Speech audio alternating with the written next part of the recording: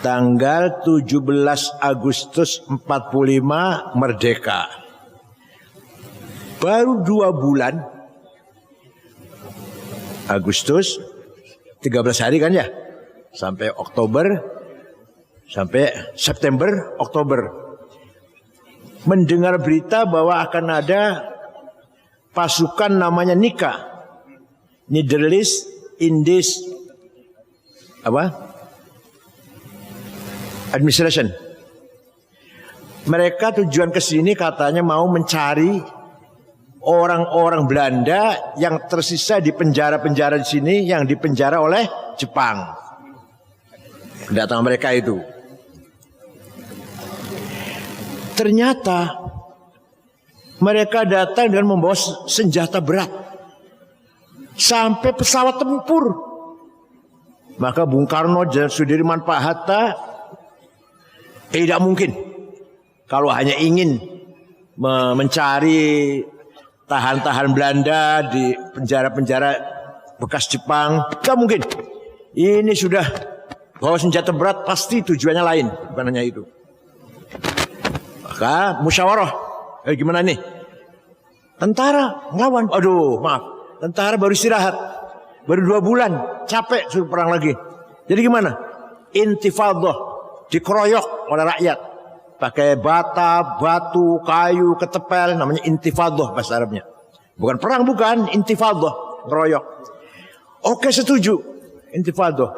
Tapi yang bisa menggerakkan masyarakat supaya intifadah siapa? Yang suaranya didengar. Ayo intifadah yuk. Orang semua ikutin siapa? Nah, Kiai Haji Hashim Asy'ari. Itu pasti didengar suaranya. Maka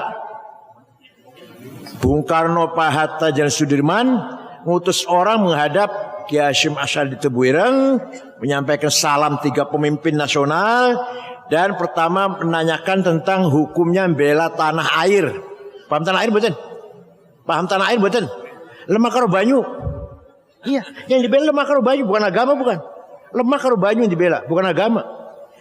Kiai Hashim Asy'ari mengumpulkan kiai-kiai dari Banten, Menes, Pandeglang, Kiai Abdurrahman, dari Jakarta Betawi Guru Marzuki Cipinang, dari Bogor Abdul Hamid Ajengan Pagentongan, dari Cirebon Kiai Abbas Buntet, Kiai Satori Arjayunangun, Kiai Amin Babakan Ciwaringin, dari Semarang Kiai Ridwan Lasem Bamasum, Kudus Raden Asnawi Kudus, Cepu Kiai Ihsan, kumpul sedaya datang, Kiai Mahfud Siddiq segala macam dari Jember, kumpul di Tebuireng tanggal 20 Oktober. Akhirnya musyawarah, keputusannya sepakat kiai-kiai, fatwanya membela tanah air fardu ain. Setiap orang wajib kudu salat. Gede cilik tua nom pinter bodoh sugih melarat kabeh wajib bela tanah air. Karena itu mempertahankan hak kita. Maka diulang lagi penegasan Kiai Hashim Asy'ari, hubbul watan minal iman, nasionalisme bagian dari teologi. Anda nasionalis harus beriman pada Tuhan, harus bertuhan. Anda bertuhan beragama harus nasionalis. Satu-satunya ulama di dunia yang menggabungkan antara teologi dan nasionalisme hanya Kiai Hashim Asy'ari. Di Timur Tengah betul nonton. Di negara Arab gak ada, percaya lu lah. Lu lawas di Timur Tengah lah. Lu lawas 13 tahun setengah. Di Timur Tengah tidak ada. Kalau ulama bicara Islam saja. Yang pemerintahnya Jamal Nasir, Anwar Sadat, Hafid Asad, Saddam Hussein, Habibur Ghaibah, Ja'far Numeri, Muammar Gaddafi, Abdul Salam Jalud. Hanya bicara nasionalis saja, gak pernah bicara agama. Yang agama saja, yang nasionalis saja. Di Indonesia satu-satunya tokoh Islam Kiai Hashim Asy'ari yang menyatukan, tidak membeda-bedakan antara semangat berjuang membela agama dan semangat berjuang membela negara. Wajib bela agama wajib, fardu ain, bela negara ya wajib fardu. Faman mata li ajli watanihi mata syahidan. Barang siapa mati karena membela tanah air, syahid. Bodoh kalau membela agama. Ya Allah. Barang siapa berkhianat kepada tanah airnya, jadi secunguknya Belanda, secunguknya Jepang, halal damu, boleh dibunuh. Tapi nggak mengkafirkan, macam-macam ternyata kafir ke uang. Tapi dibunuh boleh, yang menjadi anteknya Belanda atau Jepang. Walhasil tanggal 10 November sudah siap-siap mau perang. Nikah datang, Kiai Hasyim Asy'ari menunjuk komandan perangnya, Kiai Abbas Buntet. Saya baru tahu belakangan. Saya kira dulu Kiai Wahab, ternyata Kiai Abbas. Kiai Wahab itu wakil malah. Mengambil markas di desa Siwalan Kerto. Nggih. Pendiri Waru ya, Waru. Nah, Siwalan Kerto Waru. Sekitar desanya Khofifah pada situ ya. Nah, terjadi peperangan yang tidak seimbang. Walaupun kita korbannya banyak, konon kurang lebih 20.000, tapi kita menang. Brigjen Malabi yang dari Inggris komandannya itu, tanggal 10 November hari pertama perang, mobilnya meledak. Malabi mati, supirnya mati, ajurnya mati. Yang masang bom bukan tentara, santri Tebuireng, namanya Harun. Sayang Harun orang Melayu, malah pengen beruh hasilnya dikira mercon, mati bareng akhirnya Harun juga. Mati syahid Harun itu. Diganti oleh penggantinya Brigjen Mansrah. Hari itu juga mati lagi Brigjen Mansrah itu. Walhasil kita menang, dan konon katanya kayak Abbas Buntet bisa menjatuhkan 3 pesawat. Pakai apa? Pakai biji tasbih. Pesawat datang mau ngebom, dipatahkan satu biji tasbihnya, dilempar, pas kebetulan mesinnya rusak, jatuh. Datang lagi mau ngebom lagi, patah lagi, pas pilotnya mabok minum arak lah, jatuh. Yang ketiga bahan bakarnya habis, jatuh. Walhasil percaya monggo betul-betul menopo, Kiai Abbas Buntet Cirebon bisa menjatuhkan 3 pesawat tempur. Percaya betul? Nah, salah satu biji tasbihnya itu dihadiahkan kepada Gus Dur ketika Muktamar Cipasung oleh Kiai Abdul Abbas di Hotel Sheraton kamar 218 ya, 218. Tapi Intel tahu. Kiai Abdul Abbas dipanggil sampean ngasih batu anti peluru kepada Gus Dur di kamar ini jam sekian malam. Hebat, Intelnya hebat. Waktu Muktamar Cipasung itu. Alhamdulillah. Walhasil itulah jasa besar, andil besar para kiai ulama, terutama Hadratus Syekh Kiai Hasyim Asy'ari dan kiai-kiai yang lain. Seandainya kalah, sejarah akan berubah. Kemerdekaan bukan 17 Agustus, entah tanggal berapa, mundur itu. Bukan 1945 kalau kita kalah. Nah, terus ketika rapat BPUPKI, sebagian umat Islam menghendaki apa? Negara Islam. Yang non Muslim dari Indonesia Timur nggak setuju. Nggak setuju negara Islam. Kalau dipaksakan negara Islam, kami keluar dari Indonesia. Ada 7 kata piagam Jakarta dengan berkewajiban menyelesaikan Islam bagi para pemeluknya. Kiai Wahid Hasyim bapaknya Gus Dur pulang ke Tebuireng. Waktu belum ada WA, belum ada SMS. Pulang Tebuireng, menceritakan masalah kepada bapaknya Kiai Hasyim Asy'ari. Kiai Hasyim jawab, "Sik tak sholat dulu ya, nanti malam tak sholat. Besok pagi saya jawab." Malamnya sholat, besoknya jawab, "Wahid, kembali ke Jakarta. Saya setuju 7 kata dicoret." Kenapa? Yang penting Indonesia kuat dulu, bersatu dulu, kuat dulu, kokoh dulu. Di atas tanah air yang kuat itulah kita dakwah. Masjid, pesantren, madrasah, isi ghosah, sholawatan di atas tanah air yang kuat. Itu benar sekali Mbah Hasyim itu. Coba Afghanistan, begitu melawan Soviet rame-rame, Soviet kalah lari.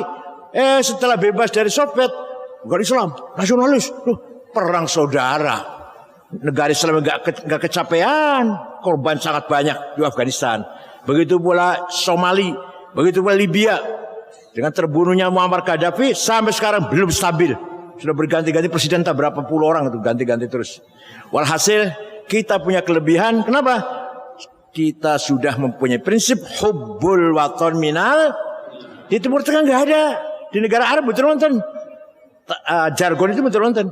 Itulah jasanya Kiai Haji Hasyim Asy'ari. Oleh karena itu Kiai Hasyim Asy'ari dianggap pahlawan nasional. Coba, ulama pahlawan nasional, Kiai Wahid Hasyim juga pahlawan nasional, ulama pahlawan nasional. Tinggal Gus Dur kita perjuangkan tuh. Kiai Wahab juga ulama pahlawan nasional. Kiai Zainal Arifin mantan Perdana Menteri zaman Bung Karno, ulama pahlawan nasional. Siapa lagi? Kiai Asad ya? Kiai Asad pahlawan nasional. Pak Idham Khalid yang gambarnya ada di uang 5.000 itu juga ulama pahlawan nasional. Di Timur Tengah nggak ada yang mujahid fiddin mujahid mawon, yang nasional mawon. Di kita satu orang ulama dan pejuang nasional. Kiai Hasyim Asy'ari jauh sebelumnya tahun belasan, waktu itu pemerintahan Islam masih dipegang khilafah sentralistik di Turki, namanya Utsmaniyah atau Ottoman. Tapi waktu itu tahun belasan, Ottoman khilafah Utsmaniyah la haula wala quwata. Semua wilayahnya dijajah oleh penjajah. Irak, Mesir, jajah Inggris, Sudan, jajah Inggris, Suriah, Lebanon, Tunis, jajah Prancis, Libya, jajah Itali, Indonesia, Belanda. Kiai Hasyim Asy'ari sudah waskito. Ini nanti khilafah akan bubar nih. Khilafah akan bubar nih. Kalau nanti khilafah itu bubar, maka akan berdiri negara sendiri-sendiri. Kalau sudah berdiri negara sendiri-sendiri, negeri Jawi ini jangan sampai negara yang sekuler. Kalau bahasa sekarang sekuler, bahasa waktu itu apa ya? Negara yang tidak beragama lah. Maka itulah asal usulnya Kiai Hasyim Asy'ari mengeluarkan hubbul waton minal iman. Betul. Tahun 1924 Khalifah Utsmani Abdul Majid dilengserkan oleh Mustafa Kamal Ataturk. Berdiri negara Turki modern, nasionalis, sekuler. Pakai kopiah putih nggak boleh. Di dalam masjid boleh, di luar nggak boleh. Pakai gamis nggak boleh. Nama nggak boleh Arab ke Arab-Araben. Apa? Misalkan Recep Tayyip, nggak boleh Recep Tayyip itu Arab itu. Khadijah Cetice, Ali Alija, apa lagi? Muhammad Mehmed. Walhasil itu kan kalau Muhammad bahasa Arab, kita bukan orang Arab katanya. Kita orang Turki bukan orang Arab. Jangan Muhammad Mehmed. Gambar-gambar khalifah Utsmani buang, dilarang dipasang. Malah sholat azan diganti pakai bahasa Turki. Itu di Ankara, di Istanbul enggak, di Ankara ibu kota, memindahkan ibu kota dari Istanbul ke Ankara, azan tidak boleh bahasa Arab, bahasa Turki. Allah Maha Besar gitu. Kemudian gamis, kopiah putih enggak boleh dipakai di luar. Kalau dalam masjid boleh. Jadi orang kalau sholat masjid pakai gamis, setelah sholat tinggal di masjid. Itu sekularisasi. Kementerian Auqaf dan Kementerian Haji dibubarkan. Orang mau pergi haji silahkan, enggak silahkan. Negara tidak memfasilitasi. Itu Turki itu. Dari tahun 24 sampai tahun 75 seperti itu. Lah, wilayah-wilayah gimana nih? Ini Turki merdeka Turki. Yang wilayahnya gimana? Irak, Suriah, Mesir, Sudan, Tunis, Aljazair, Libya. Gimana itu? Terserah karepmu kono. Khilafah bubar, umat Islam di bawah penjajah, tidak ada komandan sama sekali. Pertama kali ada partai politik Arab adalah partai politik Ba'ath, sosialis sekuler. Pendirinya orang beragama Kristen Ortodok dari Damaskus. Namanya siapa? Mitchell Aflaq. Mitchell Aflaq membentuk partai politik untuk melawan penjajah. Lahirlah partai politik Ba'ath, mengkader pemuda-pemuda Arab dari Irak, Bukan Qasim, Saddam Hussein, Hasan Bakar, dari Suriah, Hafid Asad, dari Mesir, Ibnu Urabi, Sa'ad Zaglul, Jamal Nasir, Muhammad Najib, dari Sudan, Ja'far Numeri, dari Libya, Abdul Salam Jalud, Muammar Gaddafi, dipompa semangat merebut kemerdekaan tanah air, melawan penjajah. Sementara itu semangatnya itu. Jadi beda. Apa bedanya? Kalau kita hubbul watan iman bukan hanya karena ingin melawan penjajah. Mbah Hasyim Asy'ari Hubulatul Iman, bukan hanya karena ingin melawan penjajah. Kalau ini Arab ini hanya karena ingin melawan penjajah, ingin memompahkan semangat lawan penjajah dengan semangat nasionalisme. Ringkas cerita, lahirlah partai politik sekuler. Sekuler itu apa sekulernya? Enggak bahas agama, enggak peduli agama. Agama Islam itu enggak peduli. Itulah pendirinya namanya Mitchell Aflaq, itu adalah menantunya Golda Meir. Golda Meir itu apa? Perdana Menteri Israel pertama. Itu menantunya itu. Setelah itu baru ulama sadar, orang lain bikin partai, masa kami enggak bikin partai? Bikin. Lahirlah partai Ikhwanul Muslimun tahun 37. Pendirinya ulama Sunni Ahlussunnah Jamaah, namanya Syekh Hasan Al-Banna. Dan cabang dibuka di Sudan, di Suriah, cabang-cabang Ikhwanul Muslimun. Ayo kita bangkit, kita melek, kita sadar, kita melek dong. Jangan lempem lah gitu. Tahun 41 ada pemuda Ikhwan Banser, kalau kita Banser barangkali, membunuh Perdana Menteri Mesir. Yang dibunuh namanya An-Najrasi. Hasan Banna marah sambil menangis. Bukan begini caranya berjuang. Bukan seperti ini kamu radikal dan teroris caranya berjuang Islam. Bukan ini yang saya maksud. Akhirnya betul, kamu itu bukan bunuh Najrasi, bunuh saya kamu itu. Tidak lama tahun 44 Hasan Banna terbunuh. Hasan Banna terbunuh, gantinya. Makanya hati-hati kalau cari ganti. Cari ganti hati-hati. Paham betul? Cari ganti ketua itu juga hati-hati. Paham betul? Gantinya Said Qutb. Said Qutb bukan Al-Azhar, Cairo University. Bukan ulama, jurnalis, wartawan. Tapi alim sih, alim. Beliau punya ide besar, gagasan besar. Apa? Gagasan besar baru ini. Yang namanya jahiliyah. Itu bukan buta huruf primitif, bukan. Jahiliyah adalah al-nidhamus siyasi ghair nidhamil islami. Sistem politik yang bukan dari Islam, jahiliyah. Jadi apa itu? Komunisme, jahiliyah. Sosialisme, jahiliyah. Sekularisme, jahiliyah. Nasionalisme, jahiliyah. Ini karena datangnya bukan dari Islam. Emang iya. Nasionalisme itu datang dari Perancis. Namanya Ernest Renan. Orang pertama kali punya ide nasionalisme. Dalam bukunya ditulis tahun 1895, What is a Nation. Jadi nasionalisme itu gagasan orang luar, bukan dari Islam, bukan. Kalau Islam khilafah, maka ketua atau mursyid am Ikhwanul Muslimun Said Qutb membuat panduan kitab buku resmi namanya Ma'alim fit Thariq. Sampai sekarang beredar di anak-anak namanya tarbiyah. Katanya kalau di UIN sedikit, yang banyak di UB ya, terus ITS, banyak ITS, Undip, banyak, UI, IPB, ITB. Sekarang agak reda sih. Mengkaji bukunya Said Qutb. Tadi Ma'alim fit Thariq tadi. Namanya kelompok tarbiyah. Tahun 65 mencoba berontak, kudeta. Ingin menggulingkan Presiden Jamal Nasir. Gagal, tangkap. Semua dibunuhin, orang 6 digantung di Tahrir Square. Said Qutb, Zaki Muhandis, Fuad Muhandis, siapa lagi ya, banyak lah. Walhasil Hasan Hudaybi digantung, ditonton oleh rakyat di Tahrir Square. Ikhwan dibubarkan. Ikhwan dibubarkan. Lahir yang lebih radikal lagi. Namanya Jamaah Takfir wal Hijrah. Jama'atut Takfir wal Hijrah tahun 69. Pimpin namanya Syukri Ahmad Mustafa. Ini lebih jahat lagi nih. Semua orang kafir kecuali kami yang gak kafir.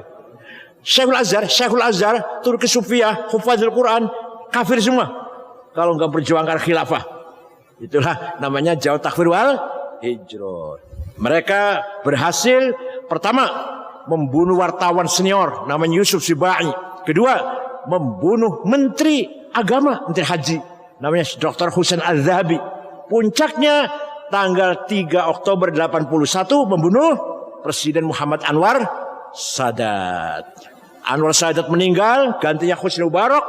Husni Mubarak melarang takfiri, berantas, bunuh semua, kejar. Nggak habis-habis, sembunyi di Sinai, sembunyi padang pasir gurun Sinai. Bahkan ada tokohnya yang lari ke Afghanistan, namanya Ayman al-Zawahiri. Di Afghanistan ketemu dengan orang Saudi namanya Usamah bin Laden. Ketemu di situ. Maka Soviet lari, tinggal mendirikan organisasi namanya Al-Qaeda. Konon yang membiayain Raja Fahad berdirinya Qaeda ini 450 juta dolar. Tapi pelatih-pelatihnya semua dari Amerika. Walhasil itulah ringkas cerita. Ini ringkas sekali cerita ini, ringkas sekali ini. Di Afghanistan lah muncul gerakan-gerakan teroris. Ada Al-Qaeda, Takfiri, ada Wahabi, ada Jabhat Nasrah, ada macam-macam. Ada ISIS belakangan. Kalau ISIS 1000% made in Israel. ISIS itu 1000% made in Israel. Pendirinya namanya Mus'ab Zarqawi. Umur 22 tahun, anak Jordan, domisili di Tel Aviv. Kalau ISIS, makanya nggak pernah bunuh orang non Muslim. Ini bunuh orang Islam terus kalau ISIS. Kalau Al-Qaeda bunuh non Muslim. Wah, konvoi tentara Amerika dibom, itu Al-Qaeda itu, Osama bin Laden itu. Nah, dari Jawa Timur ada namanya Gus Amrozi, Gus Ali Gufron, Gus Mukhlas, Gus Ali Imron. Berangkat ke Malaysia, maunya nawaitunya apa? Kerja di kebun sawit. Sampai ke Johor, Malaysia, jumpa dengan Gus Abu Bakar Basir dan Gus Abdullah Sungkar. Pelarian dari Indonesia karena mau ditangkap menjadi NII. Dari Islam Indonesia, NII. Ketemu. Akhirnya nggak jadi kerja di kebun sawit. 4 orang ini berangkat ke Afghanistan, dilatih ke bom, cara merangkai bom dan seterusnya lah. Terjadilah terorisme jaringan di Indonesia. Imam Samudra, kalau di Malangnya Salim bin Mubarak At-Tamimi, Malang itu. Terus kalau Batang Dul Matin, kalau Pemalang Hisham Bawazir, Umar Patek namanya. Kalau Cirebon Saifuddin, Kuningan Saifuddin Indramayu, Tegal Muhammad Ali, lagi Banten Imam Samudra. Nah, walhasil terbentuklah jaringan-jaringan radikalisme sampai terorisme di Indonesia. Semuanya merupakan by design, by big design, dengan khitah kubro dari non Muslim, dari orang yang enggak senang dengan Islam. Fitnah muncul. Tanggal 9 November 2 gedung di Washington, New York ditabrak dengan pesawat. Itu runtuhnya gedung bukan dari tabrak pesawat. Masa pesawat runtuhnya sampai habis ke bawah, di bawahnya sudah dipasang bom. Pagi itu tidak ada orang Yahudi yang ngantor. Pagi itu nggak ada orang Yahudi yang ngantor, masuk kantor. Tahu akan terjadi. Ada lagi, Irak dituduh punya senjata kimia, senjata biologi yang akan bisa memusnahkan massal, gempur. Maka George Bush membentuk pasukan multinasional nyerang Irak. Alasannya apa? Alasannya ingin menghancurkan senjata Irak, yaitu bom kimia dan senjata biologi. Walhasil itulah semuanya adalah fitnah samar, gak jelas fitnah itu. Siapa benar, siapa salah, siapa dalangnya, siapa di belakang, di timur tengah tuh rawan, gak jelas siapa di belakangnya, apa tujuannya. Kayak demo kemarin, kayak demo tanggal 25 Agustus kemarin. Apa tujuannya? Bu. Kalau demo yang ini belakangan protes dengan tersetuju lah, itu jelas itu tujuannya itu. Karena tujuan jelas. Kita bela kiai, bela pesantren, ngoten nggih? Ya Allah. Tapi mereka tidak senang santri sudah lama, bukan barang baru. Nggih, dulu Masyumi Partai Islam 1 jadi 1. Rais akbarnya Ki Hasim, akbarnya. Ketua umumnya Pak Nasir, Muhammad Nasir.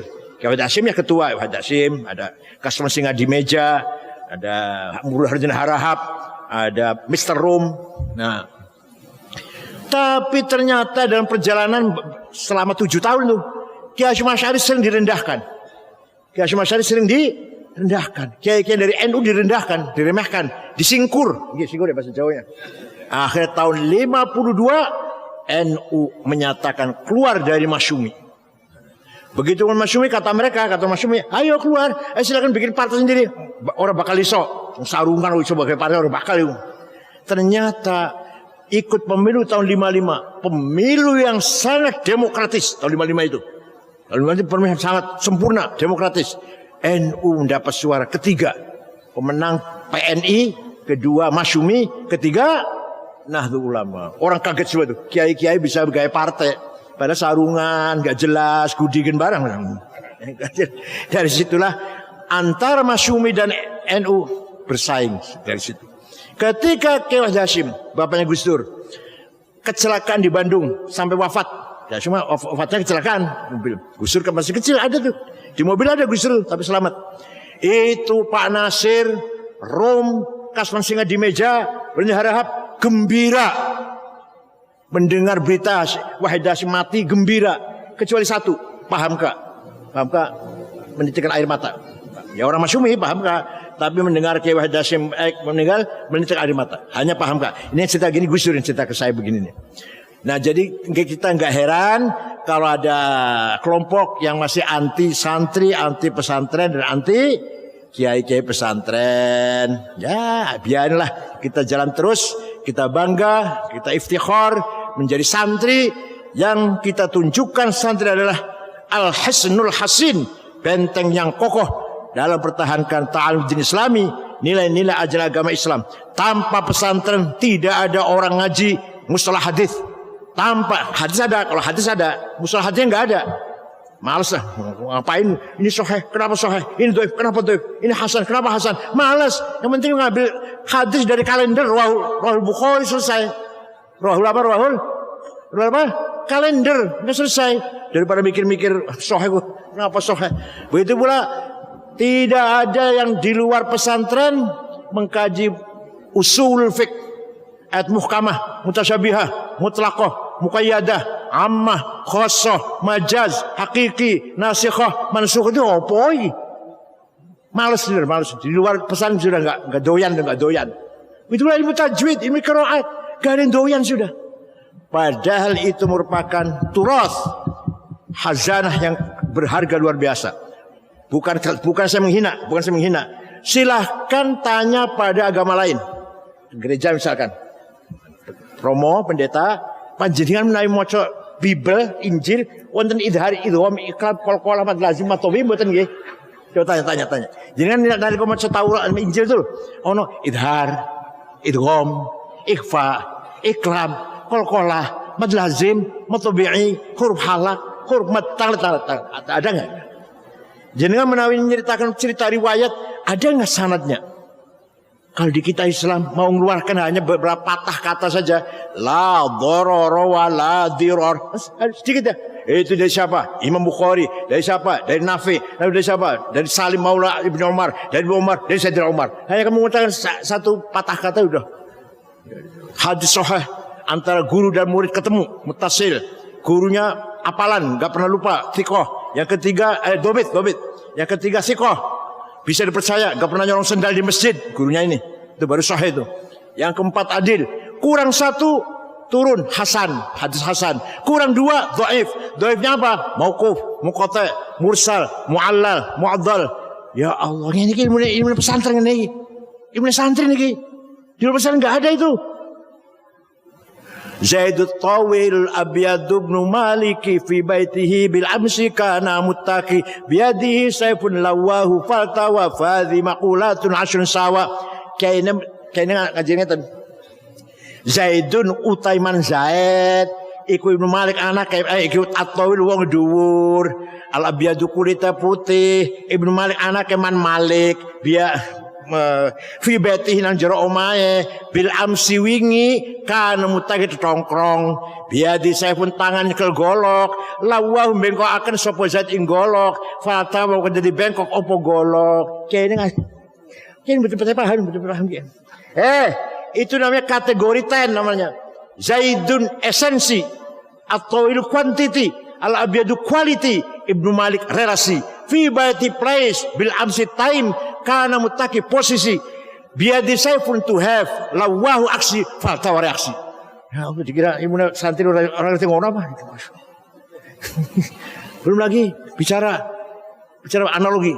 Kias ada 9. Aulawi, Burhani, Mantiki, Jadali, Istiqra'i, Tamthili, Khitabi, Sya'ri, Iqna'i. Ayo. Narkoba, sabu-sabu, haram apa halal? Haram apa halal? Oh, berani mengharamkan di Quran ada? Ayat Qurannya wonten? Enggak ada. Hadis wonten? Enggak ada. Ijma ulama. Tegas sabu haram. Wonten? Enggak ada. Maka harus pakai kias, namanya kias burhani. Ada muskirun, ini barang mabuk, itu namanya muqaddimah sughra, premis minor. Wa kullu muskir khamrun, setiap mabukan berarti masuk golongan khamr, namanya muqaddimah kubra, premis major. Wa kullu khamrin haram, sedangkan setiap khamr itu haram, namanya qaul syarih, legal statement. Maka fahadha haram, pakai ini barang pun haram, namanya natijah sadiqah, positive conclusion.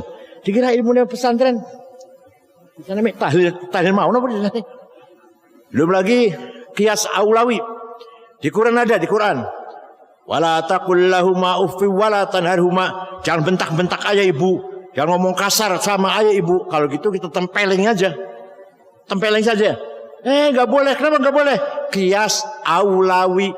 Kalau bentak saja haram, ngomong kasar saja haram, lebih-lebih, luwi-luwi nempeleng.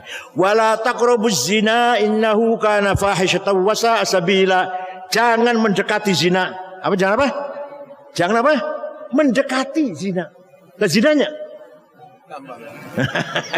jangan mendekati zina. Quran melarang. Yang dilarang Quran itu mendekati. Wala taqrabu, ojo marak-marak, ojo medek-medek azina pada zina. Kalau itu langsung saja, gak usah medek-medek ya. Nah, kalau medek-medek saja, mendekati saja haram, lebih-lebih zinanya. Itu menggunakan kias. Dan dengan ada metode ijma dan kias, ijma itu bayan akli secara kolektif, kias bayan akli secara individual. Dengan adanya dua ijma dan kias, lahirlah ilmu fikih. Ilmu fikih itu karena ada ijma kias. Kalau nggak ada ijma kias, nggak ada ilmu fikih. Safinah, Fathul Qorib, Fathul Mu'in, Fathul Wahab, Majmu', Muhadzab, Al-Mahalli, 40 jilid. Karena ada ijma dan kias. Malah kebanyakan kias. Kebanyakan ilmu itu dari kias. Ijma sedikit.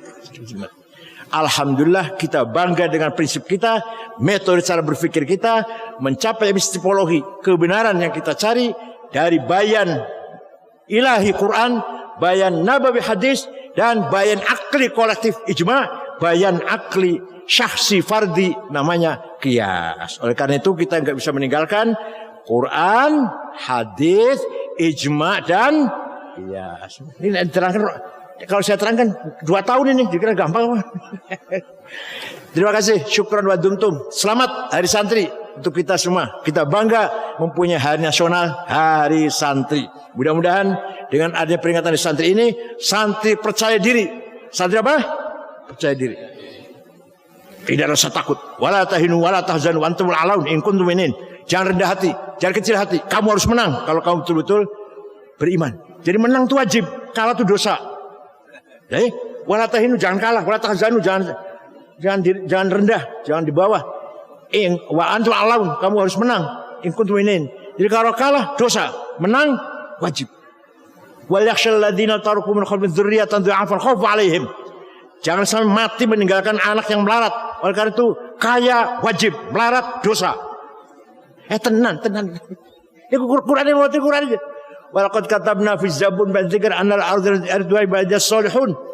Saya tetapkan dalam kitab Zabur bahwa kekayaan alam semesta ini nikel, batu bara, mangan, boksit, besi, tembaga, kuningan, batu bara, apalagi minyak, gas, emas, berlian di Indonesia ada semua ini. Uranium ada untuk hamba-hambaku yang soleh, untuk kita-kitaan. Tapi ternyata orang Indonesia masih ketinggalan, nggak punya itu. Dosa itu. Al-Quran perintahnya kita harus kaya. Kita harus apa? Kaya. Wal yakhshal ladzina taraku min khalfihim min dzurriyyatin wal yakhshal ladzina taraku min khalfihim dzurriyyatan dhi'afan. Ojo sampai mati meninggalkan anak cucu yang melarat. Kira-kira kita mati meninggalkan anak cucu yang kaya raya. Kita lihat nama orang kaya 50 orang. Nomor 1 Prayogo Pangestu, nomor 2 Budi Hartono, nomor 3 Sinarmas, nomor 4 Antoni Salim, nomor 5 Tanoto, nomor 6 Khairul Tanjung. Tak goleki wong NU Malang betul wonten. Samsuri apa? Jumadi Solikin betul betul. Nomor 39 Haji Muhammad Bayu yang punya taksi Bluebird. Nomor 40 Haji Rashid dari Kalimantan Tengah. Itu orang Islam tuh. Dari Khairul Tanjung yang punya Trans TV 7 ini. Orang umat Islam. Terus Muhammad Bayu dan Haji Rashid. Itu masih ketinggalan. Dosa betul, dosa betul. Dosa. Pinter wajib. Talabul ilmi faridatun. Pinter itu wajib. Jadi kalau bodoh, ini dosa. Pinter wajib, bodoh dosa. Sugih wajib, melarat dosa. Menang wajib, kalah. Syukran wa dumtum fil barakati wan najah. Wallahul muwaffiq ila aqwamit thoriq.